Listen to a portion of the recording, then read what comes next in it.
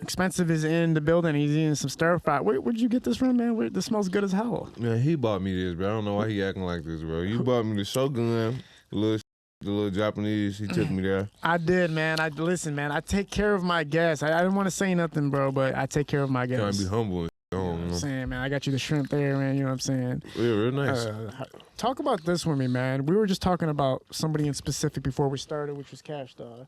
You did. And you're the first person that's going to see this, man. You are literally, and you can't say anything when you see this. You can't say anything, I ain't gonna say nothing. So check out my DMs, G. No, I'm serious. You're the first person to see this. Oh, shit. You did? You are literally the first person to see that picture. Hey, I ain't in there, bro. Just know that. Hey, in there. Yeah, you feel that, man. You know what I'm talking about? It's been a long time. I've been working on things happening in my life, and they're finally coming to fruition. This nigga crazy. Oh, man. Hey, Spence, talk about yourself, man. Where are you from, bro? Oh, yeah, man. Mm-hmm. I'm from Flint, Michigan, man. But, hey, can I say something about your shirt? Yeah. Man, look at this nigga's shirt, though, bro. Yeah, man, okay. Bro, while we on cash now, bro. This nigga's shirt, bro. He got a picture, bro. A shirt. Bro, all this shit just out of nowhere. I don't know where the fuck. I was just randomly bought it. I'm like, man, he love cash. Man, I'm like, bro, can't make this shit up. Man. Yeah, you know, I'm a true man of romanticism. I love being romantic. I think having pictures of your lover everywhere is something that's lost these days.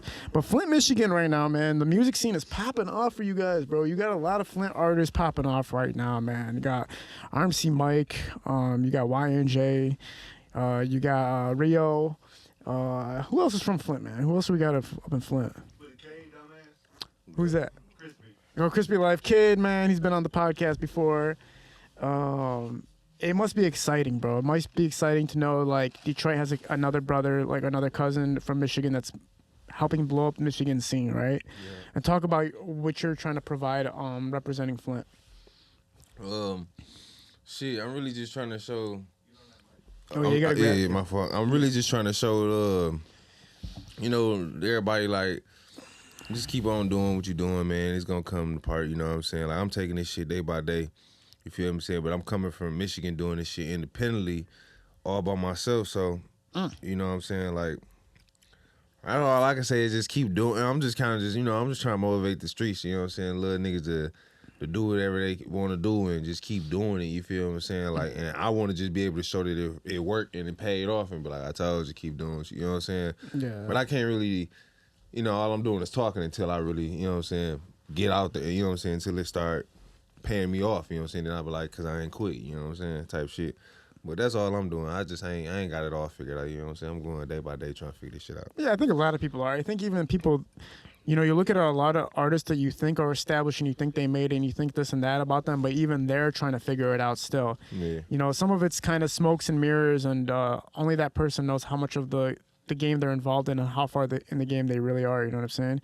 You could see some artists that really look like they blew up, but to them, they're like, damn, no, I did not. Like, it just looks like that. Man, I done met plenty of people like that. Like, they Instagram, like, the blue check mark, they got all the followers, they look like that, you know what I'm saying? Look like that, and you know what I'm saying? But then when you meet them, and then you like, nah, it ain't, you know what I'm saying? It's like, yeah, they in a badder situation than you, for real, and they look like they made it, you know what I'm saying? But it be shit behind it too, you know what I'm saying? Like the bots and shit. Nah, man, because like without saying any names and shit, when I first started this podcast, there was somebody that literally, he was a rapper, he had all the jewelry on and everything. Right when we cut the camera, he's put on his McDonald's hat. He's like, I gotta go to work. I'm like, God damn, like, you going to work right now, son? Like, it's like kind of, you don't really know what's going on with any of these artists' lives because you have to put out that presentation that you've made it, you're successful. Yeah. Which I never understood because I was always from the time where if you looked broke and I watched your struggle, I fucked with you more. Yeah. Now it's kind of like reverse where it's like, no, I started off with jewelry. And you already know it's not the case. You already know their homies gave them that chain type shit. So it's like, it's an interesting time, man. Now, facilitating your music into Detroit, or do you even think about it like that? How do you think about the facilitation of your music? Do you have a demographic you're looking at, or how do you market yourself? I don't want to sound ignorant. Facilitation, what you mean, though? Like when you're making the music, are you thinking about Detroit? Are you thinking about Flint? Or are you just thinking about? No, honestly, what I really try to do is Grab that mic. Yeah. What I try to do is to not really to not think about Flint and Detroit, even though I know that they want to hear that sound, and a lot of people want to hear that sound, but I be like, man, I'm trying to really make music for like everybody. You know what I'm saying? I don't even like try to make the same type of music. Like if you listen to my songs, it'll sound different every time. You be like, he don't sound the same way. He might sound like this way, and then he might sound like this, or he might sound like, you know what I'm saying? You can't really see what I sound, because I like to do different beats, not to stick me on one certain sound. I don't fuck with that. Like, you're not gonna say like, oh, he was a good Detroit artist, because it's plenty of motherfucking Detroit artists that I ain't gonna name no names, but they had a good run. You feel what I'm saying? For like, but I don't want, you know what I'm saying? Like, I just don't want that little. I get a million views here, I get a million views. I'm really either I'm trying to make it or I ain't gonna make it. You know what I'm saying? Like, I really ain't trying to be like in between, because I feel like we're sticking with that certain sound, with the same sound and that sound that they want to hear, that like the demographic of the Detroit, the Flint sound. It only takes certain people so far. You feel what I'm saying? Yeah. Like, if you want to reach that, like, and it's crazy because I feel like, because it take you to strip clubs and shit like that. You know what I'm saying? I want to do arena. I want to be like Broadway, young boy. You know what I'm saying? Selling out some shit to where it's safe and it's a lot of money. You feel what I'm saying? Instead of being, you know what I'm saying? I know what you're saying. Like, I think though it is easier when you built a fan base from your city first. That way you can showcase to the people booking events that you can bring an audience, right? So you start small and you start with what's around you, so that you can prove to other stadiums. Look at The Weeknd. I think The Weeknd was like playing a piano at some bar in Ontario for like the longest time, and then out of nowhere he got enough people to fuck with him that he got a deal signing and stuff. But I also do appreciate what you're saying though, because not everybody's meant for the street rap, and not everybody's meant for the Detroit style or Flint style rap demographic or whatever. You want to go mainstream is what you're saying, global. Yeah, like I mean, like Lil Uzi Vert, he come from Chicago, he come from the trenches, for, you know what I'm saying? Like even Famous Dex, they come from them like a, you know what I'm saying? But like, look at the success of Lil Uzi though. Like, you know what I'm saying? Like, he could still, it's not like that Lil Durk ain't, you know, got that same, you know what I'm saying? But his was relaxed though. He ain't gotta watch his back for real, you know what I'm saying? Even though he just hype. He with a whole bunch of kids off drugs and throwing water at each other and having fun, and they fucking, and you know what I'm saying? Like, everything is fun. You feel what I'm saying? Like, as minus the bullshit and everybody mad for no reason and trying to see who the richest, and you know what I'm saying? Like, I really just trying to make different music to where, because I'm seeing what it's creating, and then who you got listening, and you know what I'm saying? It just, I'm just trying to, No, I feel what you're saying.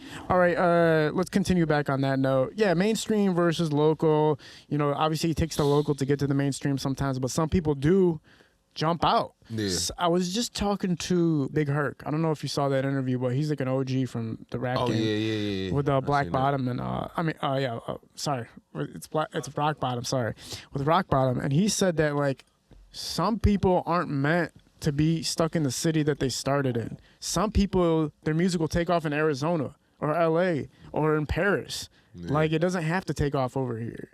Now, when you create your music, where did the lyrics stem from? How do you generate the content that you create? Basically just like experience from the shit that I was just going through for real. Like a bunch of bullshit, basically, because that's all I was rapping about it. And what I've been rapping about is like, you know, like bad, like just the wrong shit, you know what I'm saying? Shit without morals, you feel what I'm saying? And that's the lifestyle I was living, you feel what I'm saying?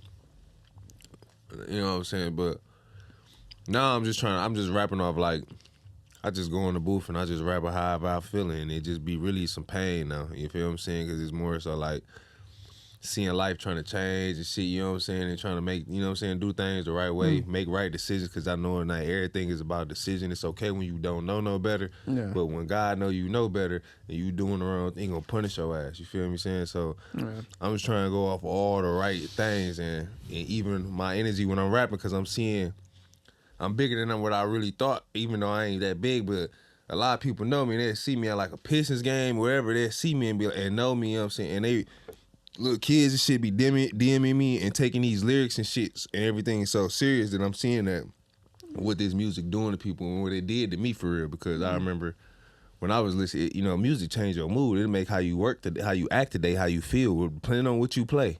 Like, you play some shit that turn you might be mad, you know what I'm saying? It'll take your energy, so you want to be careful of what you listening to. So I want to be careful more of what I'm making now, too.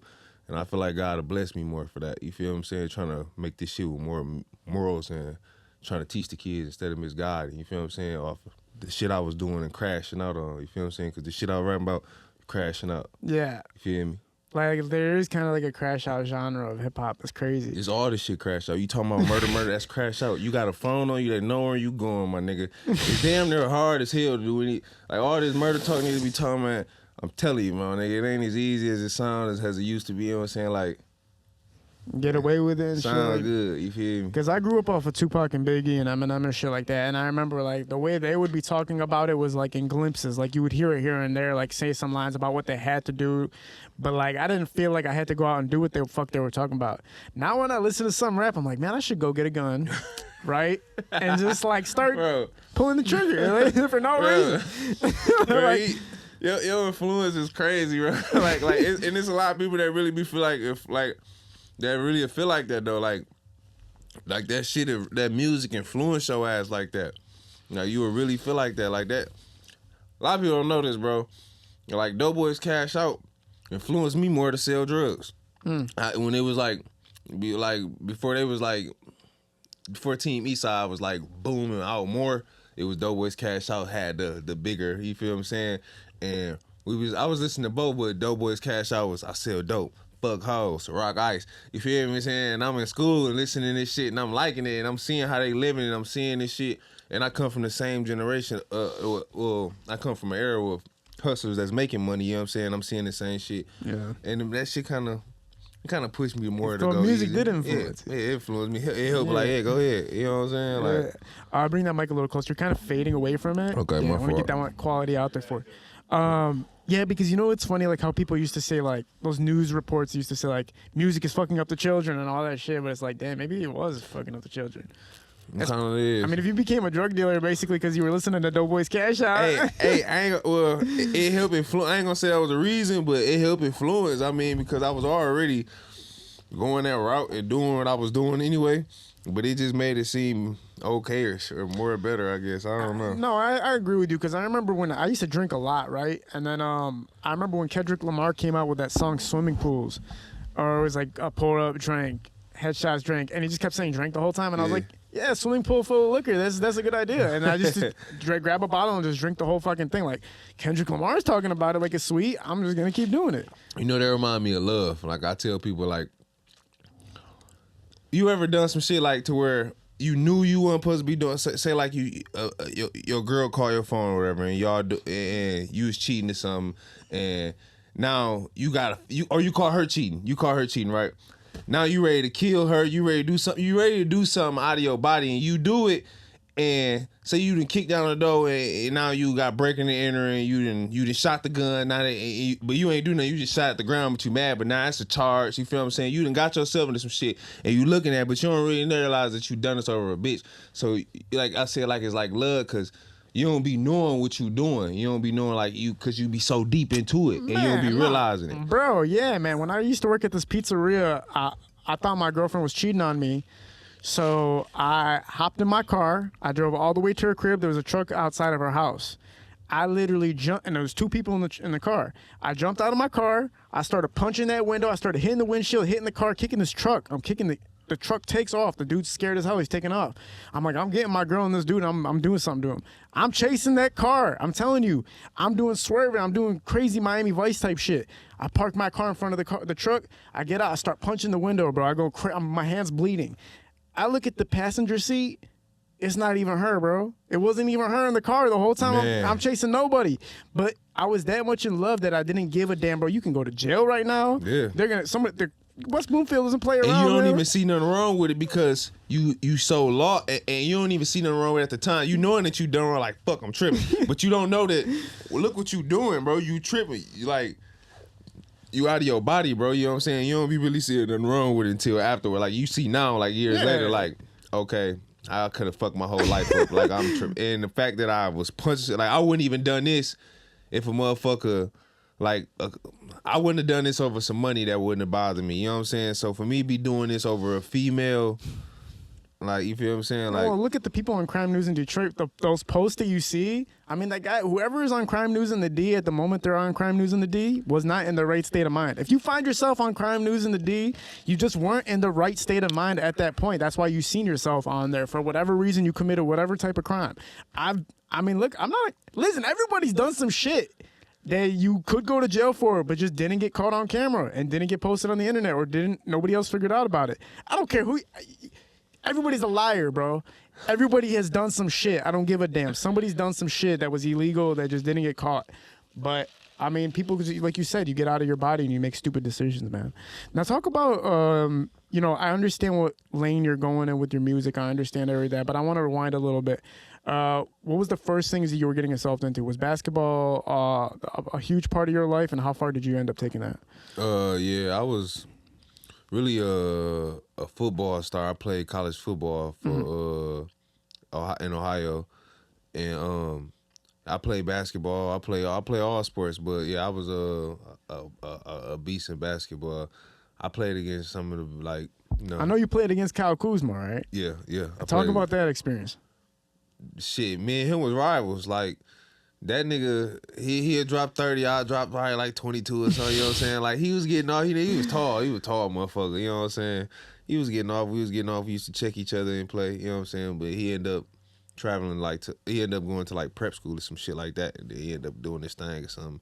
You know, he kept you mean doing his thing, you mean the NBA? Yeah, he in the NBA, yeah, that motherfucking NBA, yeah. How would you say you could have made it if you're playing against Kyle and you're scoring on the guy? Like, do you think you could have played in the NBA or overseas? Yeah. Real shit. I feel like I could have. I ain't gonna say I could have started. I mean, cause he way taller. You know what I'm saying? I was a football player. Like, I really was like all state. Like, I broke records and shit. Like, but I was dry.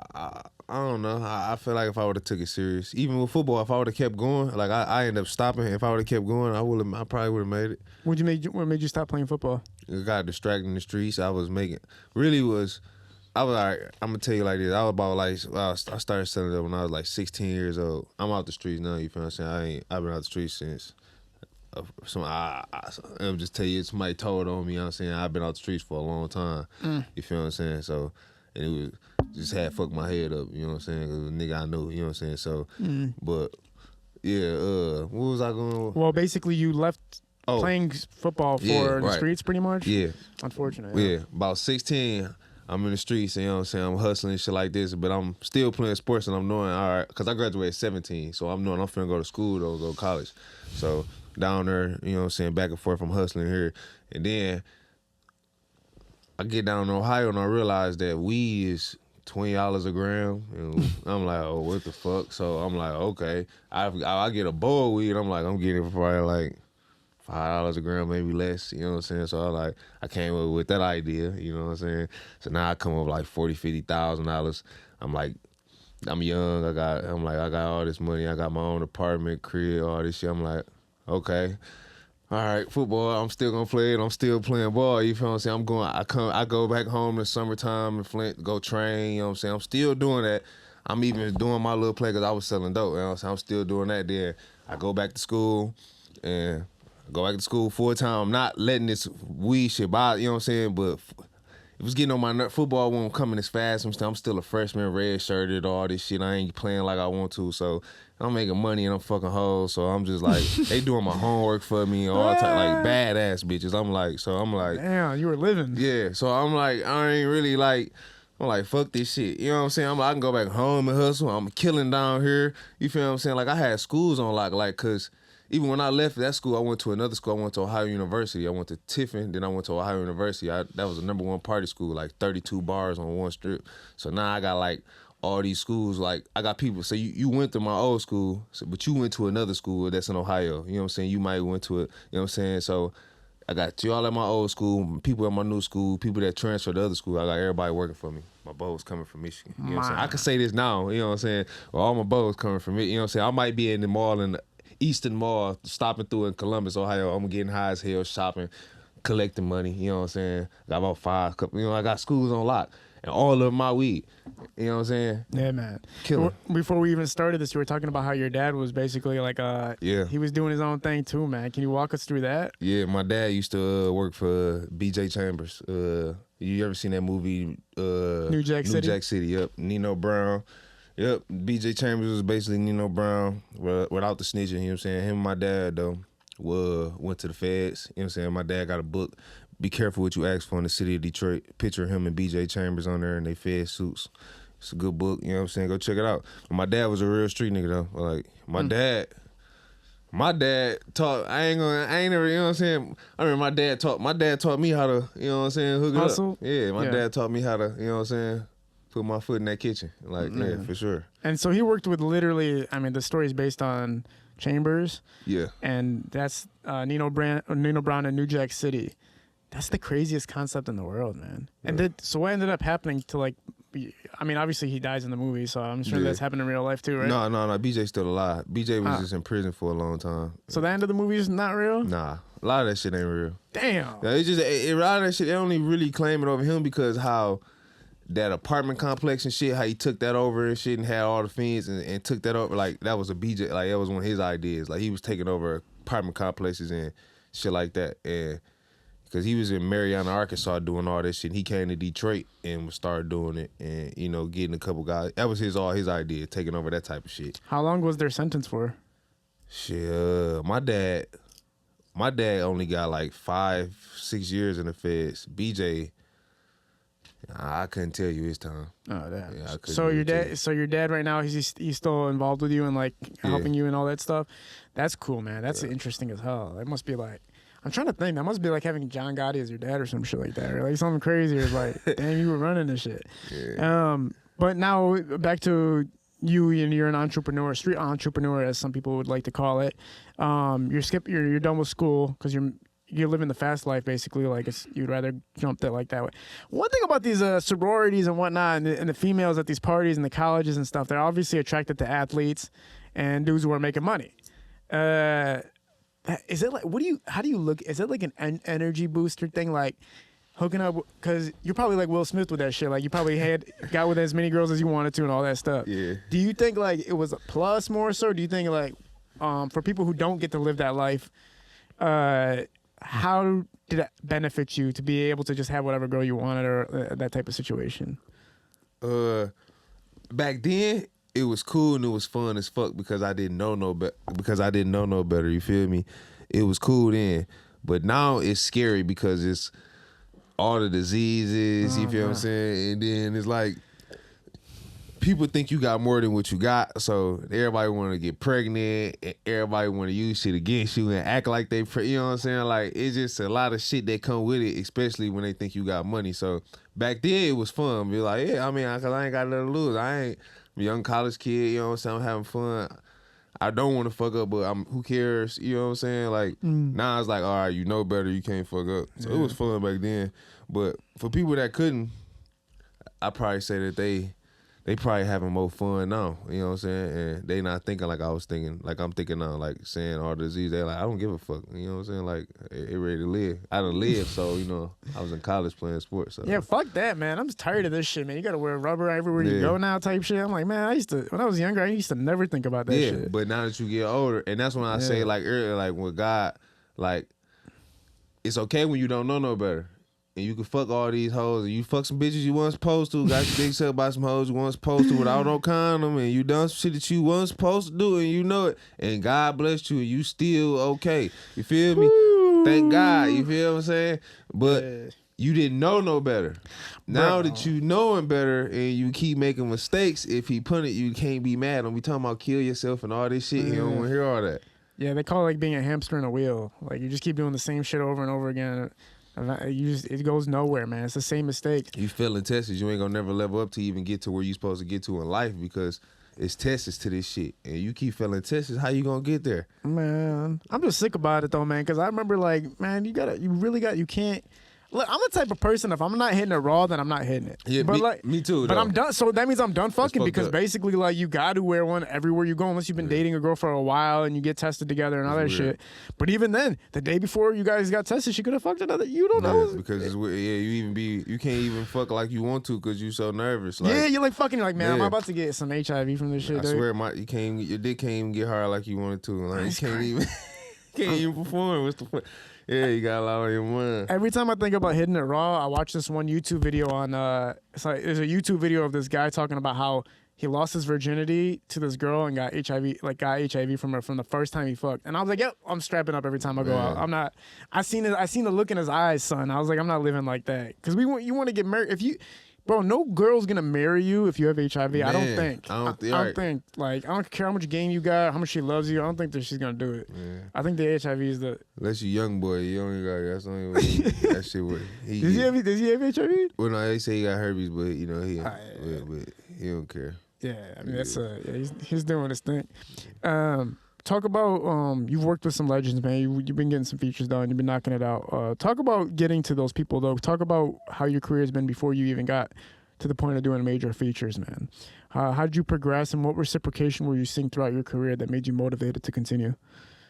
Man, real shit. I had a lot of videos that got like deleted and shit. Like I had to start over and shit, basically. Like, so I don't know what keep me really motivated, bro. Like God, really, because. Man, all the shit that was coming at me, bro, like all the, man, I kept going to jail, keep getting in trouble. Like I still be getting it. Like I'm still trying to stay like, and I don't be in, like doing shit or in trouble. You know, it's just like just wrong place, wrong time, bro. You know what I'm saying? Or it just be like, all right, you know, just a little dumb shit. You know what I'm saying? But I really don't know what keep me motivated, bro. Honestly, shit, I can't tell you, bro. Like. I just be like, fuck it. I'm already so deep in. I'm independent. It's all my own money. I done already, you feel me? Like, yeah, like shit, like we speak, like you said, the big names. Like I paid for that shit. Like, you know what I'm saying? Like I paid Boosie $1,000 to freestyle to that nigga. You know what I'm saying? Like RP DJ K Slay. Like I went down there, spent $5,000 just to, you know what I'm saying, get my shit on Shade 45 radio station, do an interview on Hot 97. You feel what I'm saying? Like.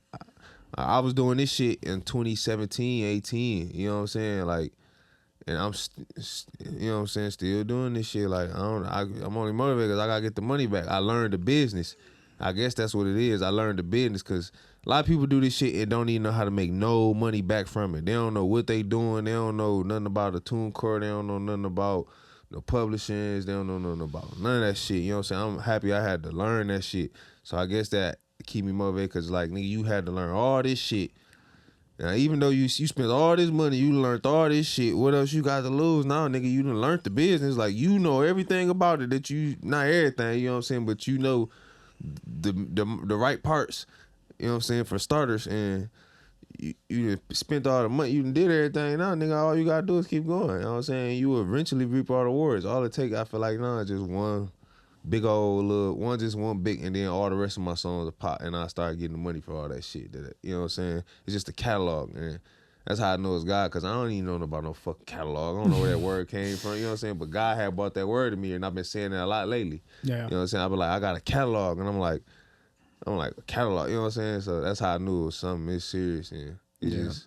The return on investment works in like two parts for me. Like, one part of the return on investment is an upcoming artist knowing every way to make money, right? Doing shows, getting paid for features, figuring out how to get a streaming money and all that stuff. There's that aspect of it, trying to make money off of being an artist. So you shoot a music video for $500, I got to figure out how to make $500 off of it. Yeah. But there's also some people who are just investing in themselves to shoot quality videos and build their brand slowly, right?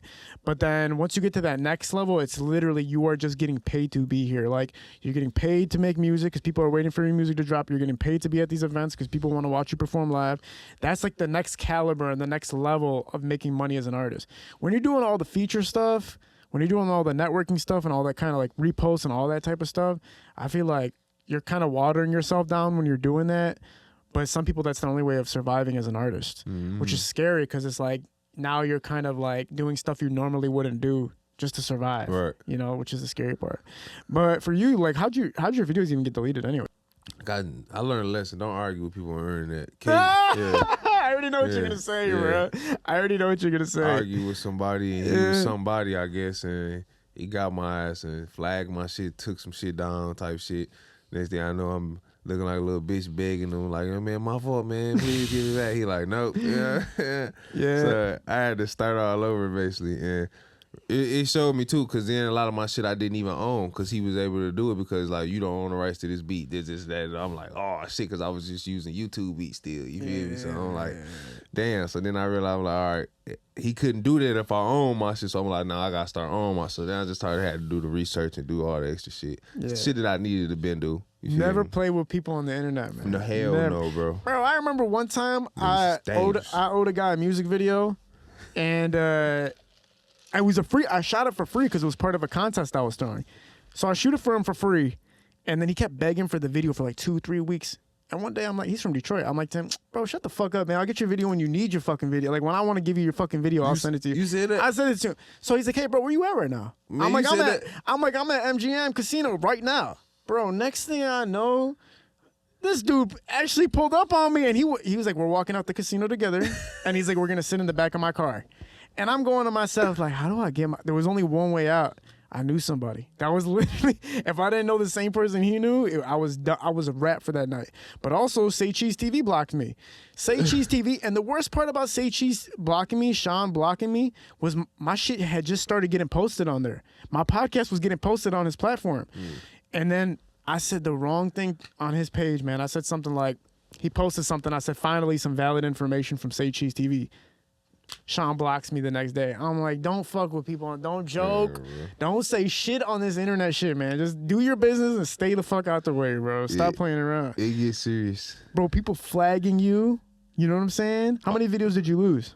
Oh, man, I lost like 6. I lost like 6 videos. All that money for the, man, just everything. Bro, a video with me and Rio had 1.5 million views in 2 months.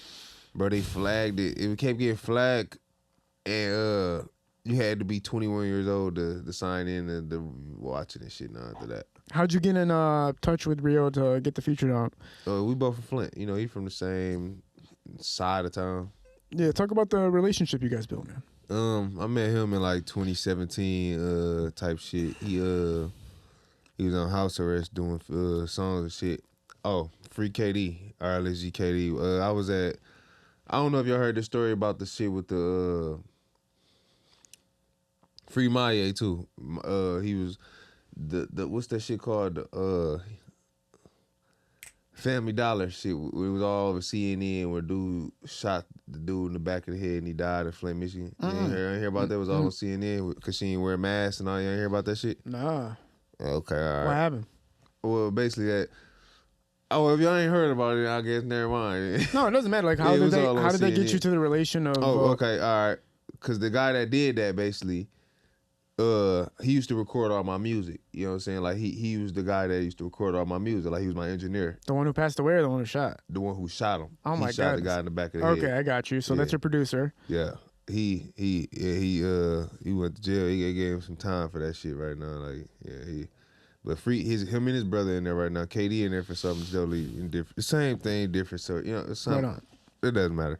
But he used to record my music. So we over there one day and KD playing a song with him and Rio. I don't know Rio yet. I know KD and Rio playing. KD playing this song and Rio on there. I'm like, I'll stuff a baby with this dog. I can't get jammed. I'm like, bro, what the fuck? Who just said that? I'm like, bro, this is before anybody really talking like this. So I'm like, bro, I'm not thinking this music finna do what it's doing because I'm like, it's hard as fuck, but it's too crazy. I'm like, who gonna accept it? I'm like, do you not hear what he just said? He said he will stuff his child with drugs in the pussy before he get jammed going to jail.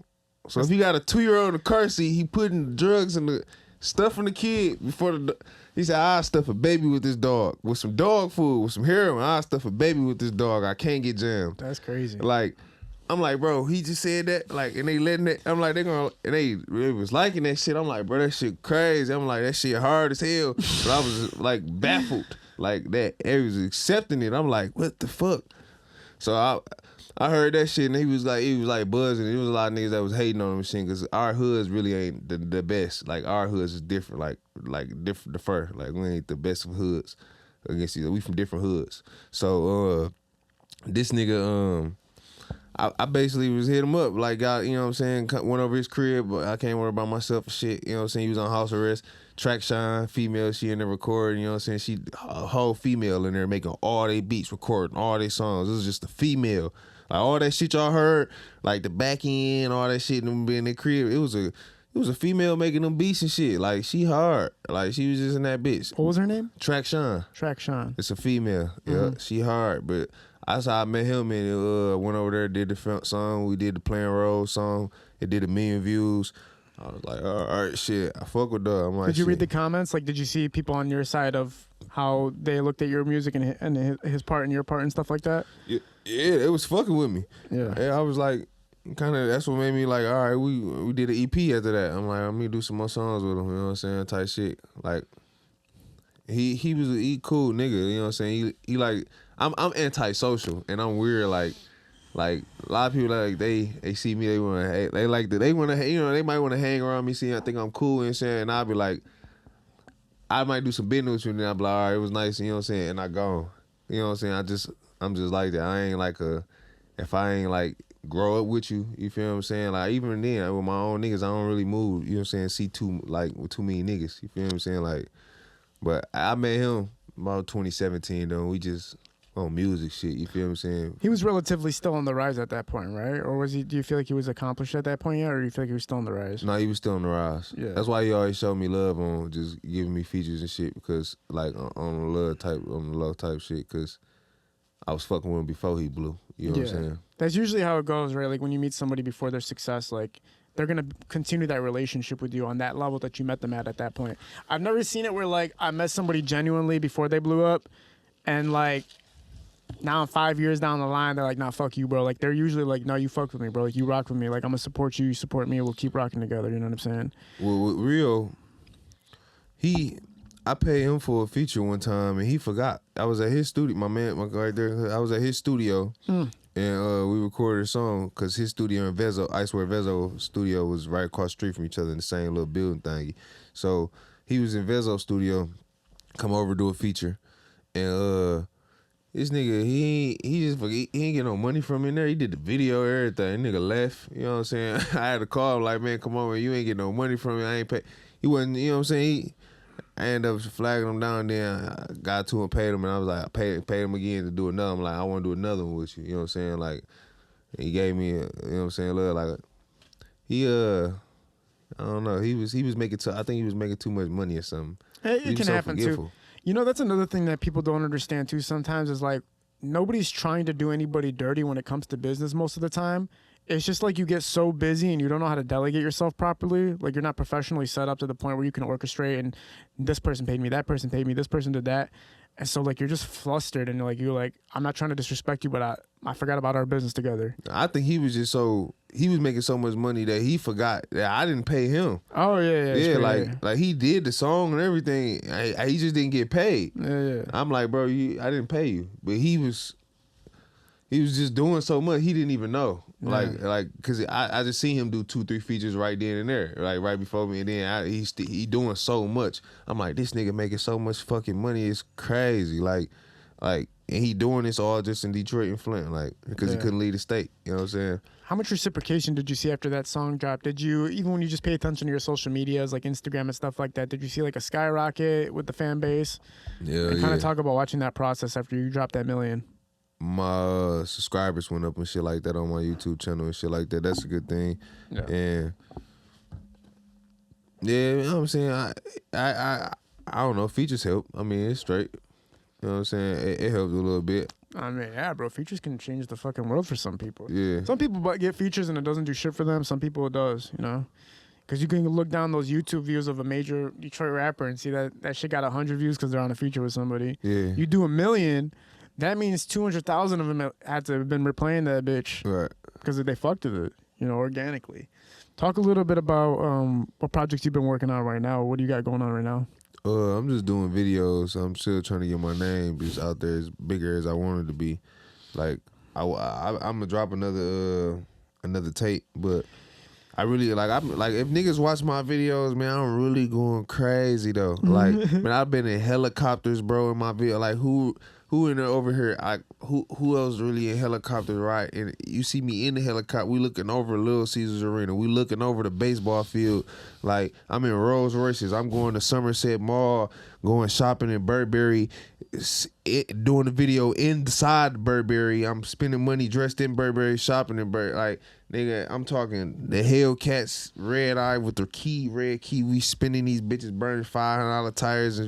I've been killing these niggas in videos, bro. Like, I'm telling you, like, and I've been talking my shit, like real shit. I just been dropping videos, man. I'm like, they gonna see this shit, like, and I be fresher than the motherfucker. Like, I'm like, they gonna see this shit, like a nigga doing this shit. It's just gonna either hate or they gonna like it, you know what I'm saying? But if I'm doing this shit, it is what it is, man.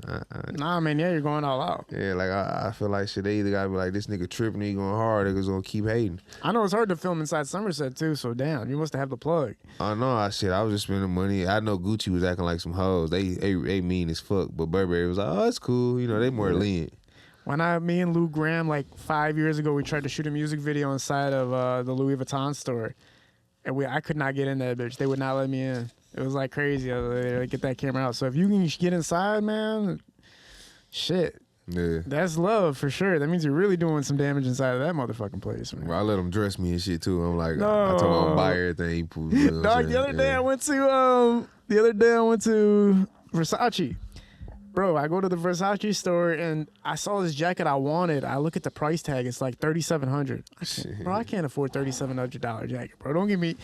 But the lady was helping me put it on. I was like, I can't leave this motherfucking place without making it seem like I can afford this bitch. You know what I'm talking about? Yeah. So she's like to me, so do you think you can get it? I was like, yeah, man. I was like, I just feel like it's a little too long. So that's the only reason I'm not going to get it. She's like, we'll come to the counter. We'll order you one custom. She begged you. And she's like, yeah, we're going to get it for you, sir. Don't yeah, she's like, yeah. So I'm like, there's people watching me. And she's like, all right, man, all right. So I get to the counter. She's like, what's your phone number? Whoever she called the next day, I'm sorry, whoever's phone number that was, man. That was not my phone number. I'm not giving. I just gave her a fake-ass phone number, a fake-ass name. Yeah. I felt so bad, and then I was like, man, I was like, if I ever have to come back, I can't ever come back here again. This is too embarrassing, dog. You're inside Burberry, though. You can buy shit and just be chilling, man. You know they leave these lines outside of, what's that famous coat company? Goose, Canada Goose? Moose Knuckle? No, the other one is Canada Goose or some shit like Goose County. What's it called? Canada Goose. Yeah. So you have to have, there's a line before you can even get in, just like how they do all those other stores. So like, You wait in those lines and you're actually leaving with something. Because I wait in those lines and I shouldn't be on those lines. I'm just there. I'm just trying to see the price tag. I just want to look at it. I'm talking about, man, listen, some people don't understand what it's like to buy what you want to buy. I used to have a problem buying $100 shirts. Now I buy $100 shirts. I'm comfortable doing that. I thought I was balling buying a $100 shirt. But for you, that's probably like entry level type shit. Like maybe a pen will cost you $100 and shit. Talk about being able to buy whatever the fuck you want to buy. It's pretty cool because it was times I couldn't, I guess, because I can't sit here and act because I was in high school when I was in like 9th grade. My first pair of the Gucci's was when I was like 14. Like I had $600-700 shoes in high school. I remember I used to shoot dice in 6th grade, 7th grade in the bathroom getting kicked out and shit. But I had about $200-300 and I'd be like, Mom, can you go half with me on some shoes with these, you know what I'm saying? Or, you know what I'm saying? Like, so it's kind of straight, and I'm glad that I got that shit out of me because it don't demand, you know what I'm saying? The clothes don't make me, you know what I'm saying? The man, the cloud, you know what I'm saying? Like, I don't be like, you know what I'm saying? Like that pretty shit, that little punk, you know what I'm saying? Sedity feeling, you know what I'm saying? Like I'm like, this shit ain't shit, man. You know what I'm saying? Like, I've been having this shit ain't shit, you know what I'm saying? Like, it's about some bigger shit, you know what I'm saying? So I'm happy I got that out of me because I remember at times I was overdoing it and overthinking about it. So I'm happy that's out of me, you know what I'm saying? Like the jewelry and all this shit, like this is my second kit I done had, you know what I'm saying? Like, and I done went broke and lost all that shit, you know what I'm saying? So now to re-getting all this shit and people be thinking like you just treat it like, because it really ain't, you know what I'm saying? This shit ain't really, it's cool, but it ain't. Real shit, bro. Y'all might think I'm corny and shit. I'm young, you feel what I'm saying? But it's like the real shit, bro, is like family, friends, loyalty. And you might think I'm just saying, but I'm saying like that real shit that you really can't get, my nigga. Like I'm telling you, once you get all, you gonna always want more, bro. And that's what I realized that was my problem. I'm saying it because I don't mean it like no disrespect, but like I got a Rolex on right now, bro. You know what I'm saying? Yeah, I was looking at a better one, you know what I'm saying? I'll be tripping, you know what I'm saying, all the time, you know what I'm saying? Once you get a nice car, you want a better car. Once you get some clothes, you trying to wear it once or something, and then you gonna want some more clothes, like, you know what I'm saying? You should get a house, and then, you know what I'm saying, next year you want a bigger house, you know what I'm saying? Don't stop, you feel what I'm saying? I'm happy I'm getting out of that shit, you feel what I'm saying? Like, so when this shit really ain't like that shit to me like that no more. Like, I be like, this shit like some pajamas or something. It's a costume for real. Like, it's some shit that I put on for this music, entertainment shit. Like, it's a costume. Like, I be like, all right, it's time to put this costume shit on Halloween shit. You know what I'm saying? Like, because when I go home, I take this shit off. You know what I'm saying? And this shit ain't shit, bro. No, I feel what you're saying. I remember when I was making moves in the game and shit like that, I remember the day I started going to the mall and people started recognizing me and shit. And I used to dress like a slob, bro. I don't know if you know. I used to wear like Walmart like cloth clothes, like where you basically like, where'd you get that clothes? My whole outfit cost $30 type shit. Like that's how I used to walk around. So people started noticing, like taking photos and posting on the internet. And I'm like, all right, I gotta upgrade this bitch a little bit. But now when I go to the mall, So you got bully type shit? bro, Detroit bullied the shit out of me, but I appreciate them because I'm getting more pussy now. No cap. Like, I'm not gonna lie, when you dress better, there's more hoes. No cap. Yeah. But that is true though. You know what I'm saying? I ain't gonna disagree against that. That's true. You know what I'm saying? But yeah, go. But think about it like this though. Now as an artist, even though you experienced it too, you can't just go to the mall no more. When you become an artist or an entertainer or a public figure, you can't just go, oh, I'm gonna put on whatever and walk to the. No, you got to get ready. Yeah. You got to get fucking ready now. And that's the only part I hate about it. I hate that I got to get ready to go to Walmart. I used to go in there looking like Scooby-Doo, like literally just nothing on me basically type shit. Like now you got to dress up and you got to go out. But I really like that you just said all that, man. It's like because you've experienced it all and you know at the root of it that the things that matter the most can't be bought. You know, like family, friends, spending time with loved ones and all that stuff. Talk a little bit about some other features that you've collaborated with, man. I know you know, we talked about Rio and stuff and how that boosted you, but can you walk through the timeline of your music from that time? Yeah, I did songs with Babyface Ray. I came and went to the his neighborhood, his studio in the White House. We had a Rolls Royce come out, shit like that. Then we real shit though. A lot of shit. I was having like problems and shit with like my consistency. Like shit'd be going good. Like I got like 2 or 3 videos like $1 million, like a couple million, like 1.2 million. You know what I'm saying? Like, but it's like it always was some bullshit, man. Like it always something that always stopped me from like something got deleted or like, you know what I'm saying, I go to jail or I got a car accident and, you know what I'm saying, I'm doing some shit, you know what I'm saying? It's just always some shit that stopped me right when I'm doing it, you know what I'm saying? And real shit, jail kept putting my ass in a problem. But it kept pushing me too, because as soon as I got out, I was like, all right, I gotta do it. I gotta do this shit. But that shit. So you're one of those dudes that when you go on your friends' stories, they're saying free use, free expensive every like, at that time you were free expensive like every 3 months type shit. No, well, I ain't gonna say that, but every time I got like a little buzz, I got in trouble or something just, you know what I'm saying? Like, I was just getting out of trouble and I'm still getting, you know what I'm saying? Like, it was always that, bro. Damn, man. It was always some fucking trouble. Yeah, I mean, you gotta imagine that really is the only thing that can really halt your time, because you can't even do anything. Like, you can't make music there. If you're going through treacherous times and like personal family stuff, you can still make music or whatever. When you're in jail, you can't make music. You can write. What kind of processes were you going through when you were in? Were you thinking about music, or was that the last thing on your mind? Hell no, I fuck some music. Niggas be like, I mean, niggas, some people do. I mean, I guess you do just to start time. You ever been a freestyle to cover shit, but you like, man, fuck this shit, man. You like, yeah, fuck that. Now, with the millions of views that you did accumulate, a lot of that people can't see or track back or anything like that. But can you name some songs that were deleted that people can at least stream or like look up? Song called Whole Thing with me and Katie. It was a song called Born in 90. My first ever song called Free Bricks. It's just it's songs like that was hard, bro. Yeah. It just got deleted and shit. That sucks. Okay. What's been new, like as far as platforms and reinventing everything? Like, are you in full motion still? Like, has this been like a reset for you? I just been like, I'm just like, it ain't really been no reset. It's like I'm going with the flow. I'm really just trying to make this shit happen. I really ain't got like no plan. Like everybody be like, you gotta have a plan, and I be like, shit, I don't know, nigga. What's the plan? You got a blueprint for me to plan to have it? I mean, cause I don't know. I know they say if you ain't got no plan, you plan to fail, but I got things I'm trying to do, and if they, you know what I'm saying, but I don't know about no plan. I'm just learning, you know what I'm saying, like, cause if it's a plan that's right, then give me the blueprint on that motherfucker. Yeah. Shit, cause I just go with the flow and that shit, trying to make it happen. What's been the biggest accolade for you in your whole career so far? What's something you always look back at like, damn, I can't believe that happened, and I'm glad that happened that way?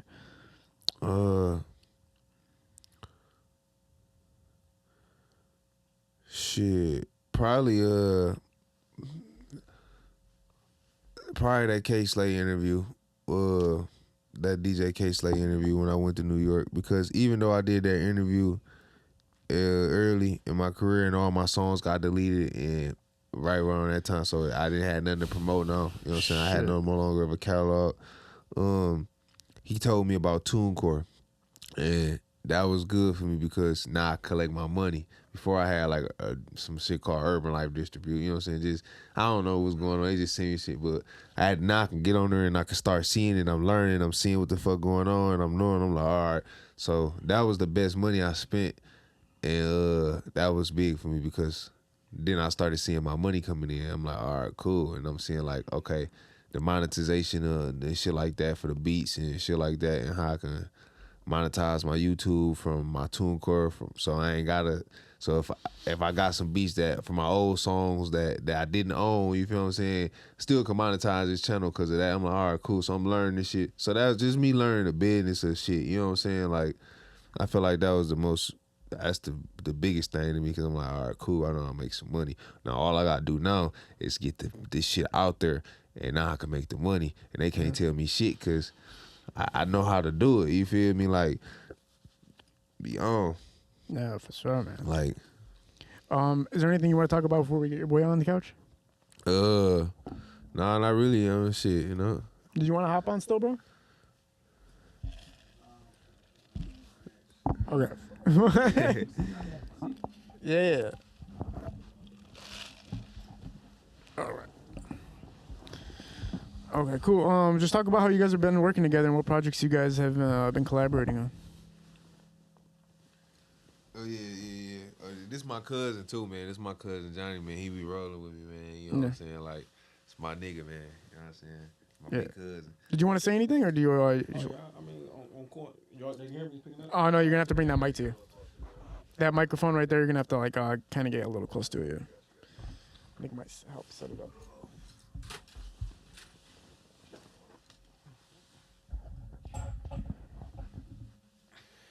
Thanks, bro. I'll take the cup, though.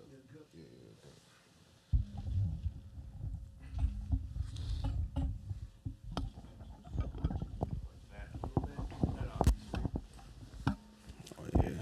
Just like that. Oh, yeah. What? A little bit. Now, what's the question? What's happened? Now, what's the question? Okay. Yeah. Just talk about what you guys have formed so far, and he's saying that you roll with them on this on the journey. Just talk about the journey so far. Oh yeah, I mean, this is my little cousin. You know, since he was a little kid, man, he was always a little bad at. He was a bad at. I hated watching him. I used to always have to watch him. He was a bad at. He was bad as fuck. But since he got grown, you know, I've been supporting him the whole time. Like, I support a lot of local rappers. That's all I really listen to, and I've been behind him the whole time. Like, I listen to his music a lot. I've been supporting him since day one, and everything he got going on, rolling with him. You know, no matter what, shit, we family. You know, I'm rolling with him. So I'm behind him 100%, and I believe in him. You know, I honestly do believe in him. So. Yeah, well, I mean, he's generated the views that have proof. The proof is in the pudding, right? People don't replace songs; they don't get to 1 million views if you don't got something going on, like if you don't got the talent for it. Right. Are you a corrector, like in the studio or anything like that, or like how do you think is the best way to help somebody really grow in the studio or really grow as an artist, as being a friend to them? Shoot, man, all I think I can say is really just keep going. Cause what I've been noticing is just take like that one hit, you know. It's really like Detroit, man. It's really a trend, you know. It's what everybody like, you know what I'm saying. Everybody follow one trend, you know what I'm saying. So, and some people don't want to ride that trend. Some people do, you know what I'm saying. So all I think I can say is just really keep going, you know, keep going. And it really, it's an image with it. It has some money behind you. It's a lot of shit going on, you know. It's a lot of shit. So man, know. those are buffs, right? Right. No, right. those are like some different type of buffs. God damn. Wait, talk about where'd you get them? We'll talk about them a little bit. What the fuck? These are legendary. Man, shit, I got these from this place. It's really my jeweler. He be like Hamtramck, and he be on like 15 mile a mile. So, you know, I just be. They nice. I had to get them. How many pairs have you had in your whole life? Ooh, shit. I had about 30 pair of buffs. You've had 30 pairs of buffs? 30 pair of buffs. And these are the 30th? About the 30th. Yeah, man. And I'm about to get rid of these in a minute. So you're going to 31 pairs of buffs. So do you think you might have hit the world record for having buffs? No, I doubt it. What do you think? Do you think that 31's like probably a record? I think that's absurd. We might have hit the record. I don't know. Come on, bro. At the current time. 2. Okay. Yeah. Oh, so you sell them after, or like how do you get done? Man, they be getting stolen, they be getting lost, or they just get old. Like I just like to have something. I just like to get new things. You know what I'm saying? Like, just like to get new things. Yeah. Like I said, I have another pair now. Oh, that's cool. I asked him to bowl and he's failed. I had to make an appointment. They're gonna fix. And they like put some on my lenses right here, and they like it's. So I be getting rid of them sometimes. Okay, yeah. I can't imagine getting rid of something that expensive. Goddamn, man. Now, you know, there is a thing about what if you're buying them 30 times, you are a fan of the brand. I am. So I am. what is it about it for you? I just like glasses. I like them. The buffs in particular. When you put them on, like you can get dressed and everything. Then when you throw the buffs on, it's like it complete you. Man. I don't know what it be with It like complete you. Then when you I go out of town a lot. And when you out of town, they know you from Detroit when you got these on. Man. They just be like, oh, he from Detroit, he got the buffs on. He from Detroit, he got the buffs on. So I feel it too. I've even worn fake buffs, and I felt that way before. That's buffs. You're gonna feel like something. Superhero type powers when they put them on, man. Yeah. Do you remember your first pair and how they changed you? My first pair, I had got them from my brother. Like he stopped wearing them, I took it from him. Not take them, but he gave them to me. Shit, and I feel good from there. Yeah. And I just never ended after that.